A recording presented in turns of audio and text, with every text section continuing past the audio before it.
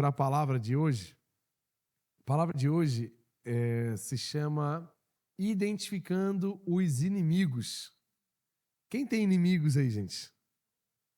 Ninguém? Vocês são assim... Então já foram para o céu, gente? Não que eu saiba. Boa, boa. Mas hoje eu vou te ajudar a identificar os seus inimigos. Um deles é você. Um dos meus inimigos sou eu. Então nós vamos identificar os inimigos aqui nessa noite. E não só identificar, mas saber como lutar contra eles. Está pronto para a palavra aí, amém? Então vamos abrir 1 João 5, versículo 4.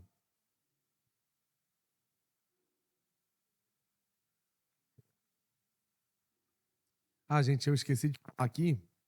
Dia 4 de agosto já tem a próxima escola marcada aqui na cidade, onde nós vamos levar palestras e o nome de Jesus. Vai ser muito lindo.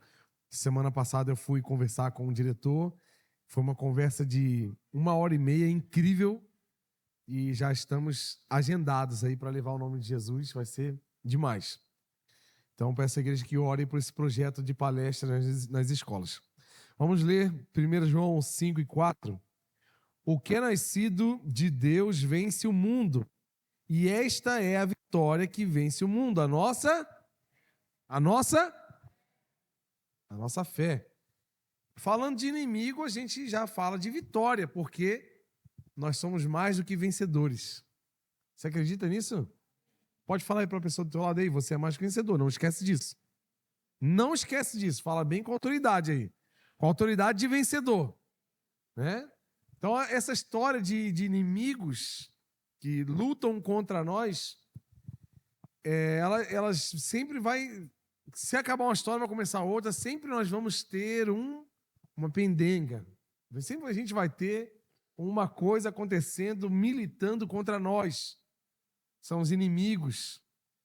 E estamos sempre em guerra. Se tem inimigo, é porque tem guerra. E temos 3 principais inimigos que estão sempre presentes no nosso dia a dia. O primeiro inimigo é a carne, eu mesmo, a minha carne. Esse é o primeiro inimigo que luta contra, tentando me sabotar todos os dias. O segundo inimigo é o mundo. E o terceiro inimigo é o diabo. Eu vou falar bem detalhado sobre esses 3, para a gente entender um pouco como lutar e como esses inimigos lutam, quais são as estratégias que esses inimigos aplicam nos nossos dias, e quando a gente sabe as estratégias, nós vamos saber como nos defender. Amém?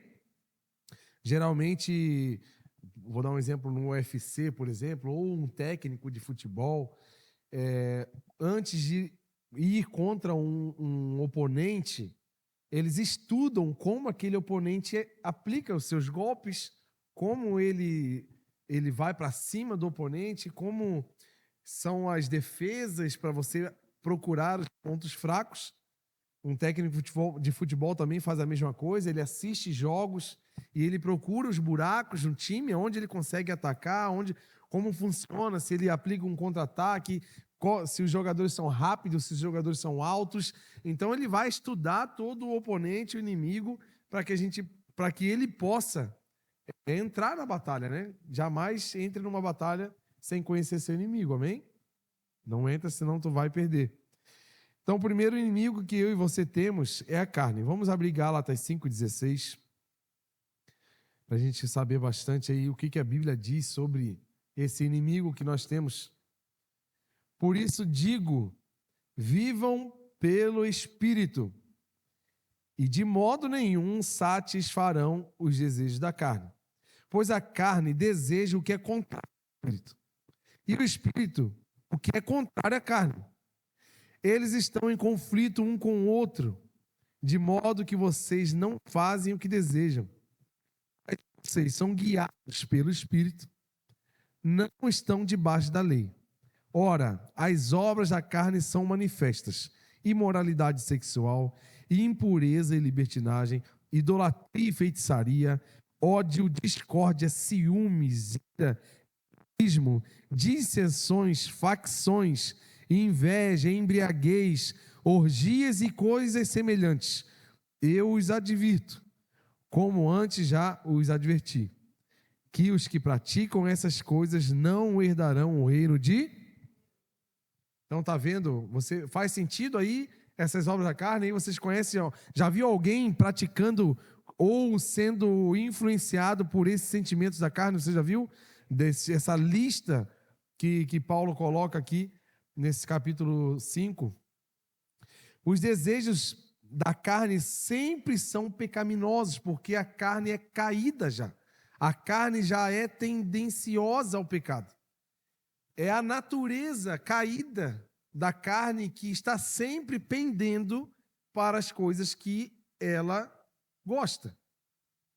Então, se vivemos dando atenção para desejos carnais, cairemos nesses pecados.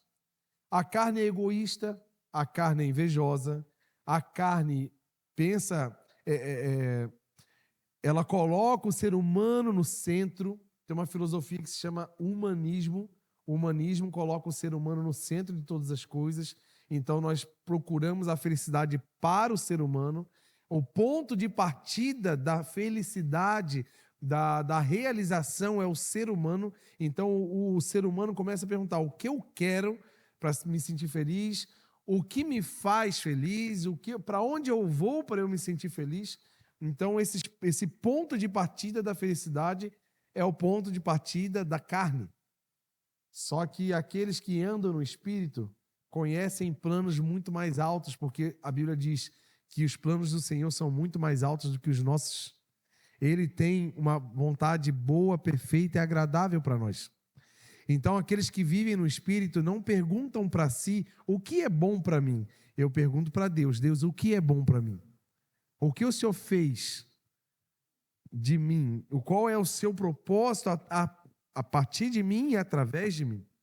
Então, quando eu vivo os planos de Deus, eu vivo coisas muito maiores do que aquelas que eu escolheria a partir dos meus próprios sentimentos.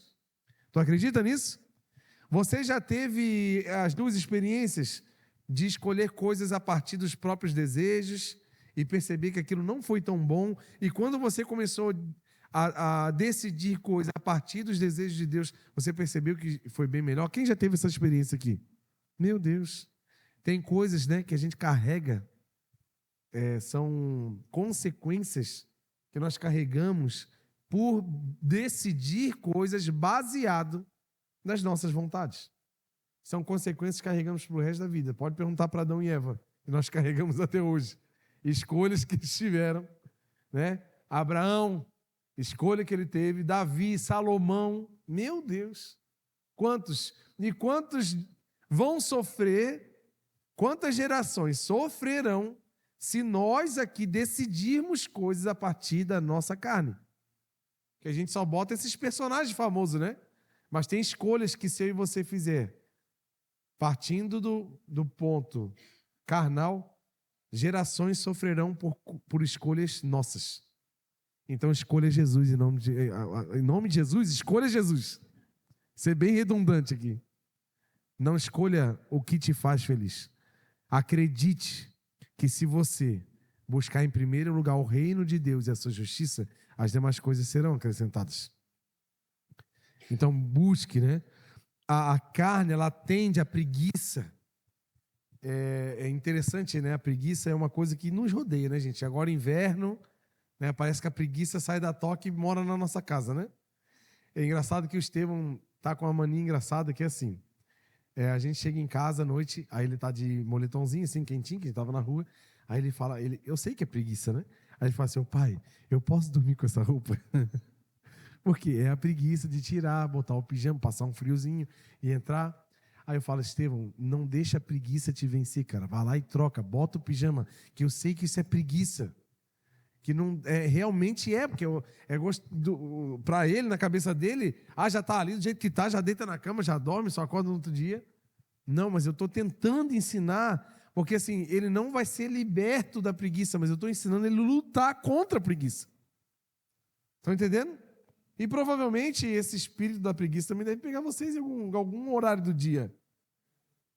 Algum horário do dia somos atacados por esse sentimento maligno que é a preguiça. Sai de mim, Satanás. Né? E a gente precisa estar alerta, porque a carne, porque uma coisa é você estar cansado, e você ter uma atitude de cansaço. Então, assim, pai, vamos dizer assim, se o Estevão falar assim para mim, pai, posso sentar um pouquinho no sofá e descansar? Depois eu vou para a cama. É um procedimento, gente. Botar o pijama se estiver sujo, tomar um banho, depois ir para. Então, a preguiça faz a gente burlar alguns procedimentos padrões da vida.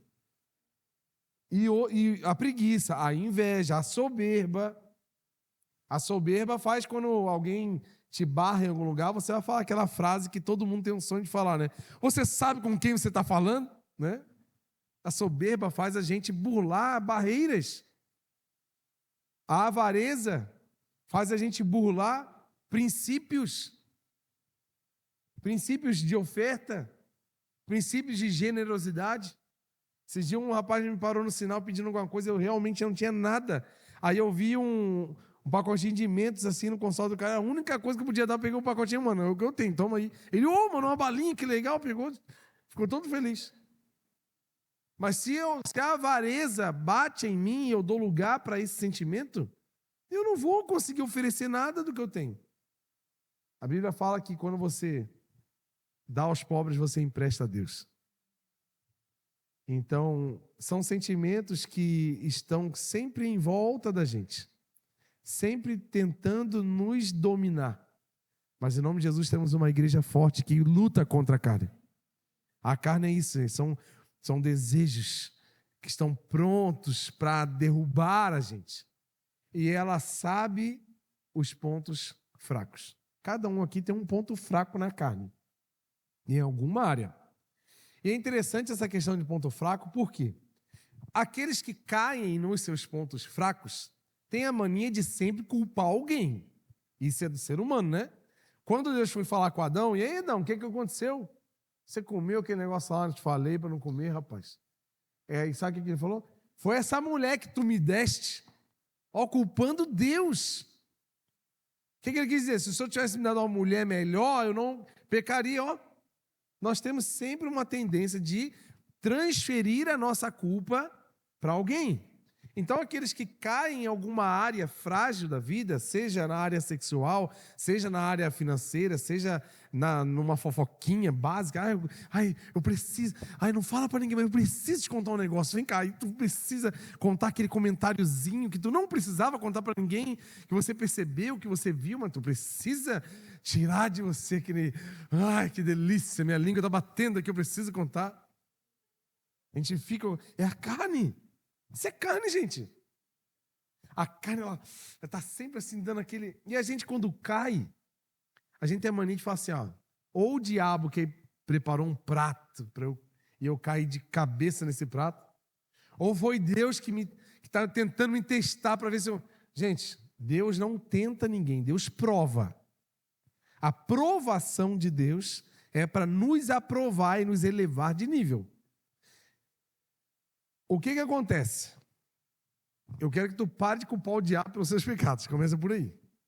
Vamos ler Tiago 1:13. Vamos ver como acontece, como concebe o pecado a partir das nossas fraquezas. Olha aqui. Quando alguém for tentado, jamais deverá dizer, eu estou sendo tentado por Deus. Pois Deus não pode ser tentado pelo mal e a ninguém tenta. Então não tem a fala de Adão para Deus. Você botou aquela árvore lá só para eu ficar com vontade. Aí passava, ficava com vontade. Não, Deus não tem nada a ver com esse negócio aí que tu está querendo fazer de errado, não. Cada um, porém, é tentado pela própria cobiça. Está lá o texto? Vamos lá, continua lá. Tiago 1:13, 14... cada um, porém, é tentado pela própria cobiça, sendo por esta arrastado e seduzido por quem? Pelo diabo? É o diabo que bota um vestidão vermelho e fica lá. Seduzindo para ter... É o diabo que faz isso, não? Se para você a sua fraqueza é na área sexual, você vai ser seduzido pela sua fraqueza na área sexual, da sensualidade. Se a tua fraqueza é em outra área, você será seduzido pela própria fraqueza. Então, a cobiça, tendo engravidado, dá luz ao pecado. O que está falando? Eu e você, se não vigiarmos, se não cuidarmos com essas áreas frágeis, dia após dia vamos ter uma tendência de alimentar essas fraquezas. Aquele comentáriozinho sem maldade. Tu viu? Meu Deus, tal pessoa hoje, nada a ver, né? Tadinha, vamos orar por ele, não? Olha o crente, né? O crente fofoqueiro, ele fala assim, ó, gente, vamos orar, né? Meu Deus, seria engraçado se não fosse tão trágico. Ei, vamos orar por tal pessoa, tadinha, ela tá... Aí começa a fofoca. Ora você em casa sozinho com Deus. Não precisa. A gente vai alimentando, ó, aqui, ó, a cobiça, então, tendo engravidado, quando se engravida e para dar à luz, o que acontece? É um desenvolvimento, não é verdade? Não vai crescendo. Vai crescendo dentro de mim, de você, vai sendo um bebê, um feto, ele não se alimenta, sim ou não? Sim ou não? Sim ou não? Ele vai se alimentando e vai crescendo. Então, quanto mais eu e você alimentamos essas fraquezas, nós vamos um dia dar à luz esse pecado. E o pecado, após ter consumado, gera a morte. Então, aquela pessoa tão envolvida na igreja, um líder, um pastor, que ficou vendo pornografia, quando viu, caiu em adultério. Quando aquela pessoa que começou a falar que vamos orar por tal pessoa, quando viu, já estava sentado só falando mal de todo mundo da igreja, da família, de não sei quanto. E a pessoa vai... Aí quando vê, ela já está morta e nem sabe. Porque nós vamos alimentando. E sem querer, querendo, a gente não percebe que aquilo está sendo gerado dentro de nós. E aquilo vai nos matar. Essa é a carne, gente. Prazer. Bem-vindo à vida humana, carne... João, carne. É esse inimigo que está dentro de você. E ele aqui, ó, meus amados irmãos, não se deixem enganar. Gente, pessoas que decidem baseado na carne. O coração da gente é enganoso. Mas existe uma plataforma justa, firme, sólida, que se chama a rocha eterna, que é Jesus. Aqueles que obedecem ao Senhor. É como um homem que constrói a sua casa numa rocha. Aqueles que não obedecem, por que não obedecem? Aqueles que obedecem tomam decisões baseadas no que Deus faria, no que Deus acha, baseados nos princípios divinos. E os que não obedecem decidem baseado aos seus próprios desejos, às próprias ansiedades, suas próprias ambições. Eu quero, gente, até dentro da igreja. Se a gente decidir coisas baseadas na carne, a gente se estoura. Tudo na vida precisa ser guiado pelo Espírito. Paulo fala aqui, se você vai beber uma água, bebe para a glória de Deus. Então, sabe, tem decisões que a gente quer tomar, ir para cá, ir para lá, fazer isso, não fazer aquilo, ir, não ir, fazer, não fazer, faça guiado no Espírito.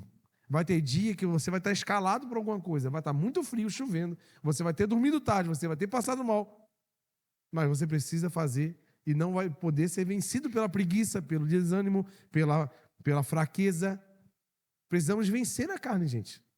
Se a gente não vencer a carne, a gente não se forma na faculdade. Se a gente não vencer a nossa carne, a gente não consegue ser um bom funcionário e não vai conseguir ser promovido na empresa onde trabalhamos. Porque a carne sempre vai militar contra a nossa performance. E a nossa performance precisa ser conduzida por Deus, pelo Espírito. A Bíblia fala sobre aqueles que confiam no Senhor voarão como águia. e não se cansarão. Elas não se fatigarão.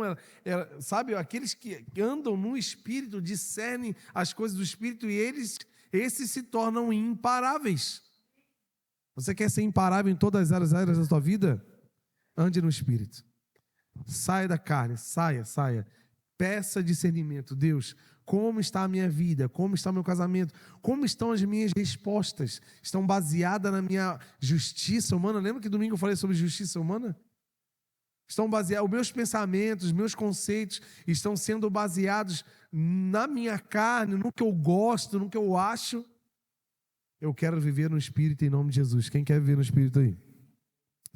Segundo o inimigo, o mundo, né? 1 João 2:15, abre lá.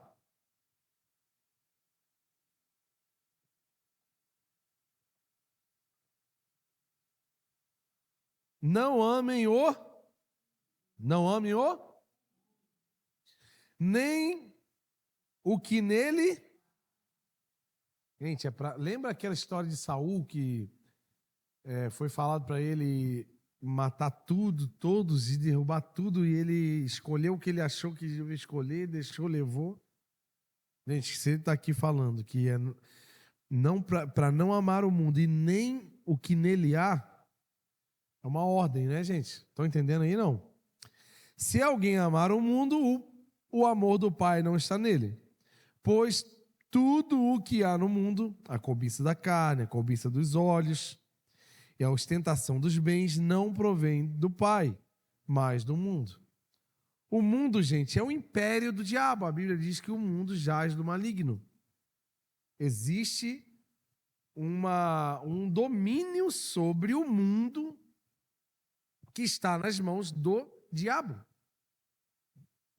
Então o mundo, o sistema mundial, o mundo que eu estou falando, não é o planeta Terra, mas o mundo, a cosmovisão de vida das pessoas.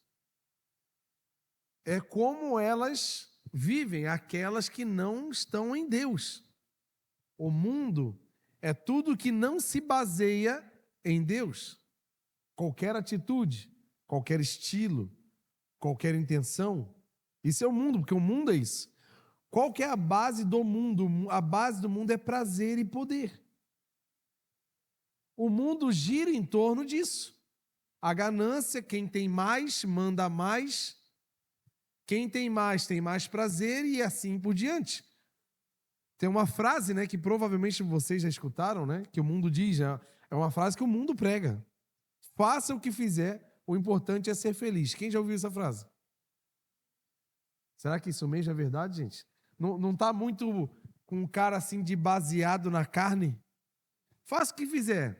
Separa mesmo. Separa, vive a tua vida. É isso aí. Só nega imposto mesmo. É isso aí. Faz o que fizer. O importante é que você vai ser feliz. Vai lá, bate o cartão da tua empresa e vai embora para tu ganhar hora extra. Depois tu volta e bate de novo. Conta essa mentira. Vende um produto ruim dizendo que é bom para você ganhar comissão, porque o importante é ser feliz. Depois a gente vê. Faz essa maracutaia mesmo, não tem problema. Faz essa gambiarra. O importante é ser feliz. É isso que o mundo prega, gente. Mas não é essa a cultura daqueles que não são desse mundo. Nós somos de outro mundo, nós somos ET. Eu e você que somos ET nessa terra, gente, porque nós não somos desse mundo. A nossa pátria é o céu. A nossa identidade é filhos de Deus. A nossa paternidade, e Deus não é desse mundo, Deus das moradas celestiais. Lá é outra cultura, lá é outra forma de governo. O que governa os céus não é o que governa o mundo, porque o mundo está debaixo do governo do inferno. Então o inferno é aquele negócio, o mundo é dos espertos. Nós, né, escutamos frases assim, né? O mundo é dos espertos. Quem chega primeiro é isso aí, tem que fazer pá. Não, gente, eu sei que eu não quero deixar de viver nada do que Deus deu para mim. Mas eu também não quero viver nada do que Deus não vai dar para mim. Estão entendendo? E às vezes a gente fica buscando atalhos de qualquer forma para chegar em algum lugar e a gente coloca a Deus pensando que é de Deus, mas está tudo baseado em carne. E o mundo, ele tem muitos atalhos para te dar. Prazer, poder, alegria do mundo. É o que está aqui, ó, importante ser feliz. Só que a alegria do Senhor, ela é diferente, gente. Abre lá Romanos 14, 17. Olha o que se baseia a alegria do Senhor. Ó, pois o reino de Deus não é comida nem bebida. O que ele está dizendo aqui? Ó? Não são coisas materiais. E a gente está aqui na terra buscando felicidade a partir de coisas materiais. Nós temos sim que estudar, trabalhar, ser promovido, caprichar no trabalho, buscar adquirir bens, para que a gente tenha uma estrutura legal para a nossa família, para que a gente possa sair, comprar um lanchinho depois do culto, possa fazer uma viagem na casa dos parentes, nas férias, alugar aquela casa na praia com 35 pessoas, 2 quartos a casa, mas dá tudo bem, um dorme em cima do outro, mas tudo bem, é só na hora de dormir, durante o dia a gente fica na areia. Mas a gente tem que ter uma vida legal, a gente precisa. Mas a nossa alegria não está baseada nessas coisas terrenas. Olha aqui, o reino de Deus é justiça, paz e alegria no Espírito Santo. Está vendo que 30% do reino de Deus é alegria? Deus, ele preza tanto pela alegria que 30% do seu reino é alegria. É formado por 3 coisas básicas: justiça, paz e alegria. Então, o mundo, ele prega uma alegria que não é verdadeira. O mundo, ele prega uma alegria fake, uma alegria rasa, uma alegria que acaba em minutos. Quantas pessoas estão sendo enganadas pelo mundo por coisas tão voláteis, tão vazias, por prazeres tão deturpados, prazeres esses baseados na carne. Mas Deus quer dar uma vida para eu e você cheia de alegria. Quem quer ver uma vida cheia de alegria aqui, gente? É apesar de não ter tanto material, mas ter o coração cheio de alegria, porque eu tenho no Espírito. Talvez nós não vamos ficar ricos aqui, nesse período de vida terrena. Talvez não vamos conseguir emagrecer o que a gente gostaria de emagrecer. Nós não vamos conseguir botar o cabelo que gostaria de colocar. Talvez não vai dar tempo de resolver a matéria, mas eu sei que no Espírito eu estou cheio de alegria do Espírito Santo. Eu sei para onde eu estou indo. Então essas minhas realizações não estão e nem podem estar baseadas no que o mundo diz que é realização. Estuda, corre atrás, mas tudo para a glória de Deus. Tudo que você realizar, coloque alinhado aos planos do Senhor. Tudo. Seja um namoro, um casamento, uma empresa, uma proposta de emprego, uma mudança de cidade, uma compra de um carro, uma compra de uma casa. Tudo precisa estar baseado e alinhado aos planos do Senhor. Se não estiver, corre um risco muito grande de estar baseado na minha e na sua carne. Pode estar baseado em sentimentos, em medo, em insegurança. Para eu não ficar solteiro, vou casar com qualquer um aqui, porque o importante é ter alguém. Aí casa com a tranqueira, se estoura o resto da vida. Por quê? Decidiu baseado em quê? No medo, sentimento. Eu vou mudar de país porque eu estou com medo, aí muda. Será que não era para você ser um profeta nessa nação e trazer Deus para essa nação? Quanta gente está fugindo? Com medo de instabilidade. A minha estabilidade não é no alicerce que eu crio. A minha estabilidade está na rocha, na qual eu obedeço. E Ele é o meu alicerce, Jesus Cristo. Está vendo como é que o mundo traz uma falsa ideia de que os caminhos que ele tem são melhores? As tendências, as influências, a moda sempre nos traz um caminho. Mas eu estou falando do caminho. Jesus não é um caminho, Jesus é o caminho. E você pode trilhar com segurança em Jesus, sem medo de errar. Amém? Terceiro inimigo, o diabo. Agora é a hora dele. João 10:10, versículo muito conhecido sobre esse personagem no qual não queremos ter nenhum tipo de amizade, nenhum tipo de contato. Quero nem ter um telefone dele. Tem gente que quer pisar na cabeça, quer jogar para cima, e eu não quero nem chegar perto. Tá doido? Quer chegar perto é de Jesus, o cheiroso. Ô, Jesus, vem pertinho de mim aqui, Espírito Santo. O ladrão vem apenas para furtar, matar e destruir. E eu vim para que tenham vida e a tenham plenamente. 2 Coríntios 4:4. Olha o que Paulo fala sobre o diabo. O Deus dessa era cegou o entendimento dos descrentes, para que não vejam a luz do evangelho da glória de Cristo, que é a imagem de Deus. Você pode ver que existe uma operação do diabo na terra. Ele tem um domínio, que é o mundo. O mundo é a plataforma onde o diabo trabalha. E ele tem as suas formas de trabalhar. E ele não está sozinho. O diabo não é uma força, o diabo não é um poder, o diabo não é uma fumaça, o diabo é uma pessoa. E ele não é onipresente como Deus. E não é à toa que ele trouxe um terço dos anjos junto. Então, por isso que ele consegue atuar em vários lugares ao mesmo tempo, porque a equipe dele é grande. E é muito organizado, por sinal. Eles conseguem se organizar. E quando Paulo fala o Deus dessa era, ele está se referindo ao domínio do mundo, aos pensamentos do mundo, às especulações que o mundo tem, ao sistema mundial que foi dado para ele. Então, tudo no mundo gira em torno do que ele determina. Por isso que o mundo, tudo que é do mundo é fake. Por isso que as alegrias do mundo são passageiras.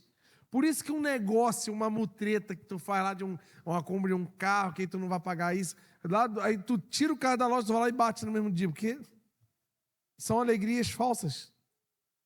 Aquela pessoa que não era para ser, aí você foi seduzida e foi lá e encontra uma pessoa que acabou com a tua vida. Porque são alegrias. Gente, o diabo, coitado, não tem nem a chave da casa dele. Ele não tem nada para dar. Não é à toa que ele é um ladrão, ele rouba. E ele é falso. Ele não tem o que oferecer. Por isso que ele é um enganador. Como é que o vendedor enganador ele engana? Ele fala que o carro está top, está tudo funcionando, ele está falando coisas que não existem, que ele não tem. Aí ele vende um carro, aí tu anda. Uma semana não faz barulho. Meu Deus, o carro está zero. Meu Deus, ó. Top, né, cara? Fiz um negoção. 2 semanas tu anda, cai a porta, vira, o farol cai no chão, começa tudo a bater, os painéis tudo vibrar. Porque negócios feitos de forma baseada em esperteza, achando que está se dando bem, o diabo não tem o que oferecer. Mas ele tem o poder dele de dominar. E o mundo, ele expressa, né? Como é que o diabo expressa o poder dele? Através do sistema educacional, por exemplo. Se você vê, dentro da educação mundial, escolas, sempre há uma tendência a desviar as crianças, os alunos, dos princípios divinos. De vez em quando aparece uma polêmicazinha deles querendo ensinar alguma coisa que não tem nada a ver com o que são princípios divinos. Por quê? O diabo tem o poder e tem influência sobre essas coisas. Ele decide. Outra coisa que o poder do diabo também é expressado. Ele se expressa na mídia. Eu já fui liberto desse problema, né? Quando eu via novela. Meu Deus, ver novela, para mim é uma coisa tão antiga. Assim, eu via novela quando eu era criança. Eu e minha irmã. A minha irmã me forçava a fazer umas coisas assim tão interessantes. Ela me forçava a brincar de Barbie com ela. Que ela era mais velha, ela me batia se eu não brincasse, né? Aí eu tinha que segurar o Ken, ficar assim, o Ken assim. Aí ela vinha com a Barbie, oi, amor, tudo bem? Oi, tudo bem. Fala direito, senão eu vou te bater. Oi, amor, tudo bem? Aí ela gostava de ver novela, eu via com ela. Então eu lembro dessa época de ver novela, dessa época de criança. E eu percebia que as novelas, elas traziam algumas histórias para nos emocionar, mas depois que eu fui criando uma certa maturidade, eu fui percebendo que tinha alguma coisa errada. Se você perceber, se você lembrar da época que tu via novela, Maria do Bairro, se você viu Maria do Bairro, você tem mais de 30 anos. Né? Mas teve uma reprise dela. Ah, os que não querem ser considerados velhos estão aí, né? Tá bom, tá bom. Tá bom, os rebeldes, né? Chiquitita. Tá. Se você perceber, principalmente novelas da Globo, eles terminavam como? Geralmente com uma festa de aniversário de uma criança. Aí aquele casal que a mulher traiu o marido porque se encontrou com um ex-namorado que se apaixonou, daí ela traiu o ex-namorado, traiu o marido com um ex-namorado antigo, aí bota aquela música, você começa a torcer por aquilo que é errado, né? Vai, fica com ele, é isso, você merece ser feliz, sai desse traste que eu não gosto desse cara, não sei o que, a gente começa a torcer por o término do casamento, porque a gente viu que a pessoa ama aquele outro. Então, se tu vê, olha a influência aí ensinando a gente que esse amor precisa ser vivido e que se dane os princípios. Porque eu estou sendo consumido pela minha paixão antiga. Fala assim, paixão, dá licença porque eu tenho princípio, valeu? Vamos para cima aqui, vamos viver o que é certo. Então, a mídia desconstrói princípios de uma forma legal. De uma forma que se você vê, é aceitável, é bonito, é romântico. Ela romantiza erros, introduzindo nas famílias costumes que não tem nada a ver com aqueles que Deus aprova. E devagarzinho nós vamos distorcendo, deturpando princípios sem perceber. Esse é o poder do diabo na mídia. É você colocar uma mulher praticamente nua, dançando todo ano na televisão, e todo mundo vendo e cantando. A tela da TV não vê. Eita glória. E normal. Porque está todo dia.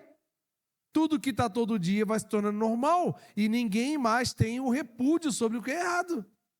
Ninguém mais tem o senso moral do que deve ser feito e o que não deve ser feito. E a mídia vai introduzindo a conta-gotas a agenda que o diabo tem para o mundo. Por isso que nós temos que ter discernimento do que estamos ouvindo, escutando, assistindo, né? Porque se a gente só assistir, ficar ali recebendo o que eles colocam, a gente vai dissolvendo. Outro poder que o diabo atua é sobre os sistemas de governo, né? Trazendo leis, formas de pensar e de punir e tudo mais, a partir de princípios que não são de Deus. Se você ver a Constituição brasileira, por exemplo, ela começa com uma fala bíblica. Porque os princípios morais não veio do ser humano, gente. Nós temos princípios morais que vieram do caráter divino que eu e você carregamos. Por isso que é uma lei universal ser um crime matar alguém, porque esse sentimento de sentir que é um crime é porque Deus não veio para matar, Deus veio para dar vida. Então vai de encontro, choca contra um princípio divino que é de dar a vida e não tirar a vida. E fora outros mais que vocês conhecem. Tem coisas que dentro de vocês, quando você vê ou quando você faz, na hora você sente que é errado. Porque dentro de nós tem um sentimento dado por Deus. Nós somos imagem e semelhança de Deus, gente. Então nós compactuamos com alguns princípios divinos. Na verdade, todos. Mas quando a gente se baseia na carne, no mundo, a gente vai se distanciando desses padrões. Então, esse sistema todo que o diabo tem por domínio, ele usa pessoas. Como Deus trabalha através de nós, cristãos, aqueles que amam, aqueles que perdoam, aqueles que constroem, aqueles que reestabelecem relacionamentos, esses são usados por Deus para inspirar pessoas, ajudar pessoas, instruir pessoas. Nós, pessoas normais, somos instrumentos do Senhor para mudar a realidade desse mundo. Você acredita nisso? Você e eu somos. Por isso que eu falei lá atrás que decisões nossas podem afetar gerações futuras, se nós basearmos as nossas decisões em preceitos humanos. Porque Deus quer nos usar para tocar gerações. Deus quer fazer com que você seja uma pessoa que abençoe famílias, abençoe cidades, abençoe nações. Ele vai usar eu, vai usar você, gente. Quem quer ser usado por Deus aí? Mas como Deus usa pessoas, o diabo também usa pessoas. Aí tem uns endemoniadinhos aí do diabo andando pela terra, que são pessoas que estão desligadas da palavra, desligadas dos princípios divinos, e elas são instrumentos para a implantação do reino do mundo na terra. E eles estão andando por aí, estão sendo posicionados em lugares de influência da sociedade, de empresas, lugares esses que poderiam ser ocupados por nós. Nós poderíamos, se estivermos diante dos princípios de Deus, nós poderíamos ser secretários de educação, por exemplo. Nós poderíamos ser ministros da justiça, ministros da educação, ministros da infraestrutura. Com certeza, pessoas baseadas no sistema divino, com toda certeza seria alguém que ia servir a sociedade com muito mais honestidade, com muito mais justiça, porque o reino no qual nós viemos é de justiça, de paz e alegria. Então, pela falta de atitude da nossa parte, por muito tempo o cristão veio com aquele papo, né, que estudar era do diabo, ir para a faculdade era do diabo, quem estuda fica doido. Aí então os crentes ficaram tudo burrinho, fraquinho, não conseguiram se posicionar em quase lugar nenhum. Então agora nós estamos aqui, gente. Ah, mas eu já passei dos 40, começa a faculdade hoje já. Que com 43, 44, está muito novo, já está formado. E já pode ocupar uma posição de influência acadêmica, fazer um doutorado, se tornar uma pessoa de influência nas literaturas do nosso país. Então, enquanto a Bíblia diz assim, ó, a natureza aguarda ansiosamente a manifestação dos filhos de Deus. O mundo clama, porque dentro das pessoas que estão sofrendo a corrupção dos governos, morando em bairros carentes, depredados e sem nenhuma infraestrutura por conta das injustiças dos governantes, eu e você poderíamos ocupar esses lugares para mudar a história de sociedades. Eu acredito nisso, gente. Nós não podemos nos fechar somente em cultos. Aqui a gente tem que vir para se alegrar, glorificar o Senhor, lembrar do nosso chamado, da nossa missão e ir lá para fora desempenhar a missão salvadora de Jesus Cristo. E o modo de pensar do mundo é o veículo que o diabo trabalha. E o diabo usará o mundo que nos cerca para se opor contra você e contra mim. Essa é a ferramenta que o diabo tem. Ele é o rei das trevas. Mas eu conheço um que é um pouco mais forte. Abre João 1:5.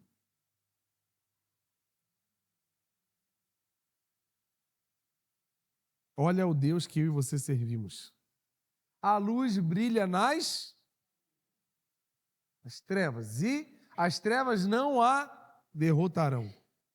Eu estou falando aqui do rei com R minúsculo das trevas. Aquele que tem domínio, aquele que tem autoridade. Só que nós somos de um reino com R maiúsculo que dissipa as trevas. E esse poder do inimigo contra nós, que usa o mundo, usa situações, usa pessoas contra nós, incentiva as nossas fraquezas carnais a cairmos na vida, a termos decisões erradas. Esse inimigo que tem poder sobre muitas coisas Se a gente entender que o nosso Rei, o nosso Pai, o nosso Deus, Ele dissipa, nós entendemos que somos mais do que vencedores. Porque nós, muitas vezes, somos derrotados. Às vezes pela carne, às vezes pelo mundo. Quantos amigos nossos que foram seduzidos pelos prazeres do mundo? Quantas pessoas que você conhece de perto, até parentes, que estão vivendo uma vida miserável, porque o diabo preparou uma cena no mundo e essa pessoa não estava guiada pelo Espírito, deu abertura para toda essa ação e hoje essa pessoa está perdida, está entregue, vivendo uma vida de muita tristeza e provavelmente ele não sabe nem como sair disso. Mas eu e você, a gente tem que lembrar que nós somos filhos da luz.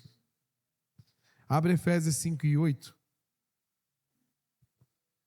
Porque outrora vocês eram trevas, mas agora são luz no Senhor. Vivam como filhos da luz, pois o fruto da luz consiste em toda bondade, justiça e verdade. Está vendo que não vive em mentira, não vive em maldades, não vive em injustiças. E aprendam a discernir o que é agradável ao Senhor. Não participem dessas obras infrutíferas das trevas. Antes, exponham-nas à luz. Se você tem se sentido fraco diante desses inimigos, né? E você está ansioso, meu Deus, não aguento mais que essa guerra acabe. Deixa eu te lembrar um detalhe, essa guerra vai acabar, mas a outra vai começar. O mundo e o diabo nunca vão parar de lutar contra nós. E outra, a sua carne e a minha carne nunca vão parar de querer as coisas que não deve. Sabe o dia que eu e você não vai ter mais vontade de pecar? O dia que abrir a cova e nós entrar. Enquanto esse dia não acontece, eu e você estaremos sempre em guerra, sempre em luta. Mas em alguns dias desses nós vamos perder, porque nós não somos perfeitos. Vai dar aquela vontade de fofocar. Aí a pessoa que tu gosta de fofocar, aquele amigo de confiança, que você sabe que ele não conta pra ninguém, mas é uma mentira, mas tá vendo como é que é mentira? Mas a gente conta, né? Vai lá e conta. Depois no seu espírito você não era para tu ter falado aquilo. Ou então aquela resposta que tu deu para tua esposa, ou para o teu esposo, ou para o teu filho, ou para os teus pais, que na hora que tu falou, você foi baseado na sua justiça humana, na sua raiva, na sua ira, mas logo depois você, meu Deus, não era para eu ter feito isso. Ou talvez lá atrás você teve atitudes que até hoje você tem vivido consequências porque foi baseado em carne.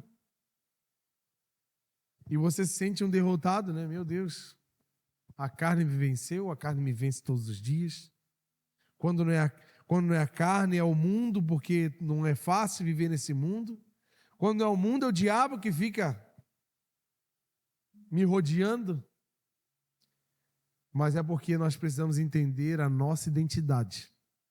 Paulo está falando assim, vocês precisam viver como filhos da luz, porque o Pai de vocês é o Pai das luzes.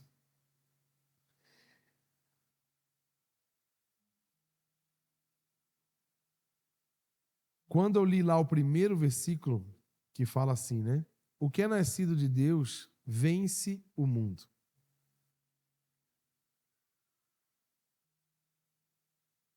Essa palavra vence, João falou vence, que é parecido com conquistar. No grego é a palavra nikos, que significa conquistar, avançar, sobrepor.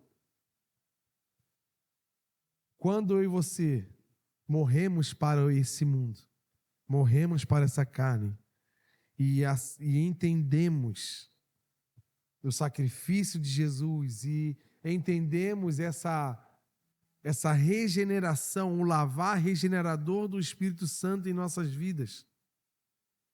Nós vivemos essa palavra, nós conquistamos um local seguro contra o pecado, contra as forças do mal, contra os planos do diabo.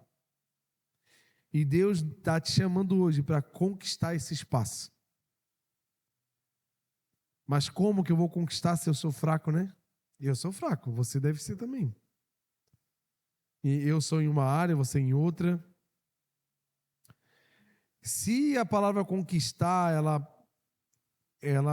a palavra conquistar, ela nos dá uma ideia de guerra. Se estamos em guerra, precisamos conquistar. Mas somos fracos, somos falhos, temos pontos fracos que de vez em quando alimentamos esses pontos e quando vemos já pecamos, já concebemos o pecado porque estamos alimentando aquilo há dias, há meses.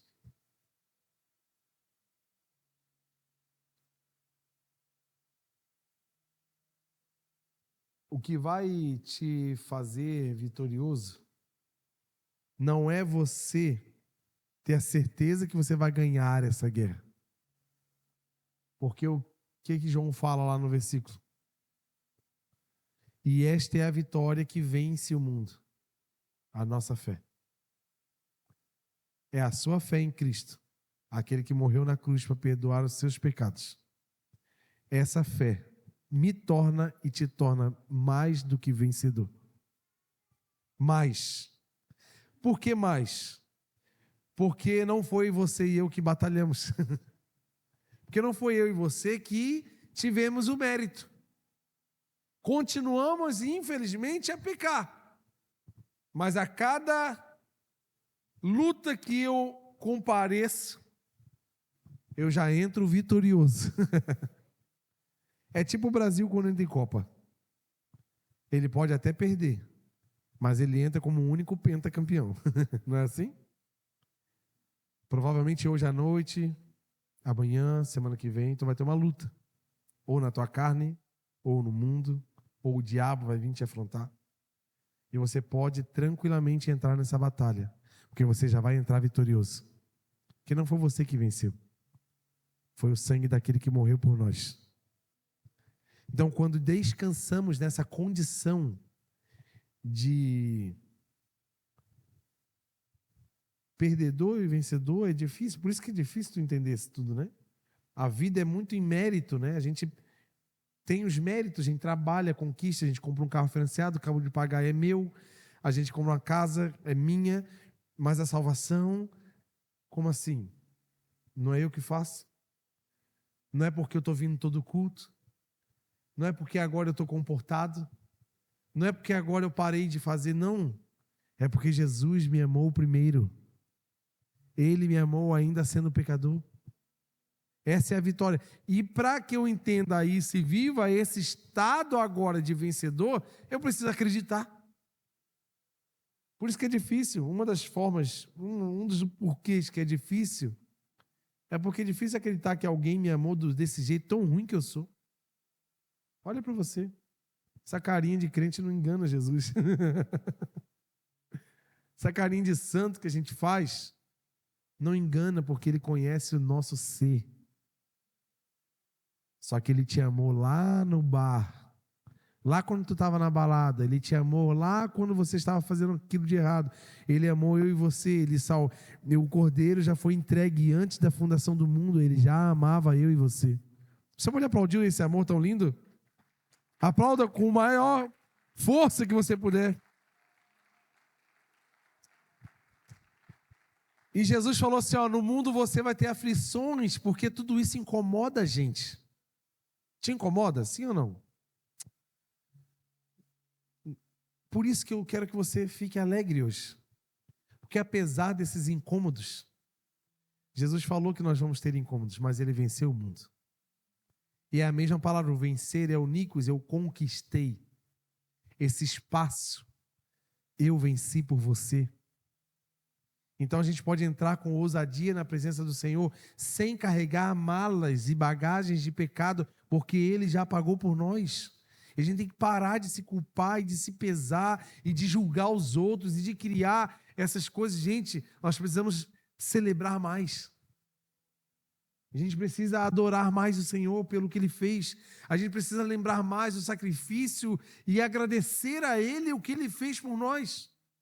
Não vivemos cansados e debilitados e desanimados.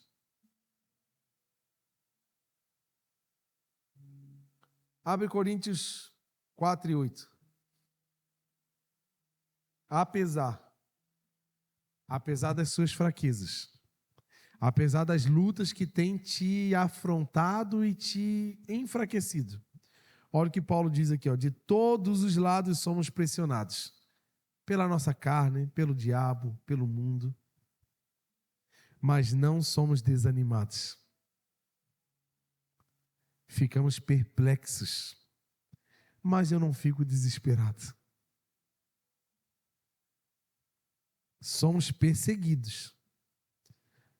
Mas nós não somos abandonados pelo Senhor.